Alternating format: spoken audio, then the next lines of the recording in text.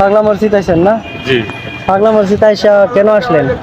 আসলে অনেক কথা শুনি এখানে আল্লাহর প্রদত্ত একটা মসজিদ মসজিদ নির্মাণ করেছে এলাকাবাসী অনেক আগেই, অনেক পুরানো ঐতিহ্যবাহী একটা মসজিদ। এই জন্য চিন্তা করলাম এখানে এক ওয়াক্ত নামাজ পড়া জরুরি। ও, আপাতত এই জন্যই আসা। আচ্ছা, ধন্যবাদ আপনাকে সুন্দর কথা বলা ভাই। তো যারা যারা পাগলা মসজিদ আসতে চান কিশোরগঞ্জ, আপনারা হয়তো অনেকেই চিনেন বা হয়তো অনেকে এখনও নাম শোনেন নাই। তো যাই হোক, কীভাবে আপনারা পাগলা মসজিদ যাবেন সেটা আপনাদেরকে আজকে তুলে ধরব। যারা ঢাকা থেকে যাবেন তারা যদি ট্রেনে যান তাহলে 11 সন্ধি দিয়ে একদম কিশোরগঞ্জ রেল স্টেশনে চলে যেতে পারবেন। আর অন্য আরেকটি উপায় রয়েছে, সেটা হচ্ছে ঢাকা থেকে ডিরেক্ট বাসে কিশোরগঞ্জ চলে আসবেন।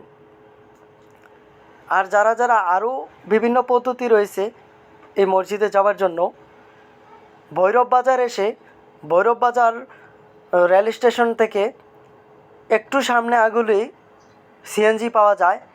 সিএনজি ভাড়া এক একজনের প্রায় 120 টাকা করে একদম কিশোরগঞ্জ পাগলা মসজিদের সামনে নিয়ে নামাবে। তো যাই হোক, আমরা সবাই গ্রুপ করে চলে যাইতেছি। একটি সিএনজি ভাড়া করেছি 550 টাকা দিয়ে। তো দেখতে থাকুন, আমাদের সাথে থাকুন। আমরা এই মুহূর্তে আছি কিশোরগঞ্জ পৌরসভা এলাকা, এর ভিতর দিয়ে যেতে হয় পাগলা মসজিদ। পাগলা মসজিদের নাম অনেক রয়েছে, তো আমাদের সাথে থাকুন। আপনাদেরকে পাগলা মসজিদ সম্পর্কে জানাবো এবং অনেক কিছু দেখানোর চেষ্টা করব। দেখেন কত মানুষ চলে এসেছে পাগলা মসজিদে। আজকে আমরা চলে এসেছি সোমবার। তো এখানে শুক্রবারে প্রচুর মানুষ থাকে, আজকে নাকি মানুষ খুবই কম। কিন্তু আমি যা দেখলাম, আমার চোখের যা দেখা, মোটেও কম নয়। দেখেন কত গাড়ি, হাইএক্স, নোহা, প্রাইভেট কার নিয়ে দূর দূরান্ত থেকে চলে এসেছে পাগলা মসজিদ। পাগলা মসজিদের নাম অনেক, আপনারাই জানেন পাগলা মসজিদের নাম কত। এখানে মাসে কোটি কোটি টাকা জমা হয়। আসলে দেখে আমার খুব ভালো লাগলো পরিবেশটা। এখানে কোনো দুর্নীতি নেই বললে চলে। আমার দেখে খুব ভালো লাগছে। মেনটেনেন্স, হিসাব, অ্যাকাউন্টিং খুবই ভালো। দেখেন সিএনজি, প্রচুর সিএনজি রয়েছে আশেপাশে, অটো, এছাড়াও রিক্সা, আরও বিভিন্ন উপায়ে পাগলা মসজিদে চলে আসা যায়। আর এই যে গেটটি দেখতেছেন, এটা হচ্ছে পাগলা মসজিদের গেট। এই গেট দিয়ে ঢুকলেই বাউন্ডারির ভিতরে চলে আসবেন।